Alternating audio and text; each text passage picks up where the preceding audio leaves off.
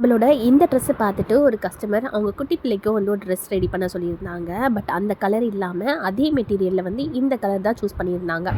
இன்றைக்கி இந்த வீடியோவில் நம்ம ஷோல்டர் ஜாயினிங் வந்து எப்படி வந்து கன்சில் மெத்தடில் பண்ணலாம்னு சொல்லிட்டு பார்க்கலாம். இதுக்கு ஃப்ரண்ட் சைடோட ரைட் சைடு மேலே பேக் சைடோட ரைட் சைடு வந்து நான் ப்ளேஸ் பண்ணி வச்சுக்கிட்டேன். ஃப்ரண்ட் பார்ட் வந்து லைனிங்கை வந்து மெயின் ஃபேப்ரிக்கோடு அட்டாச் பண்ணிவிட்டேன். ஆனால் பேக்கில் பார்த்தீங்கன்னா லைனிங் வந்து அட்டாச் பண்ணியிருக்க மாட்டேன். இது மாதிரி பேக் சைடோட ஷோல்டரோட லைனிங்கை வந்து இது மாதிரி வெளியில் பிரித்து விட்டுட்டு அதுக்கு மேலே ரைட் சைடு வச்சு இந்த மாதிரி ஒரு ஸ்டிச்சஸ் பண்ணணும். இந்த மாதிரி சைடில் வந்து ஒரு சின்னதாக வந்து ஒரு கட் கொடுத்துக்கோங்க. அப்போ தான் வந்து அது ஈஸியாக வந்து டர்ன் பண்ணுறதுக்கு நம்ம ஈஸியாக இருக்கும்.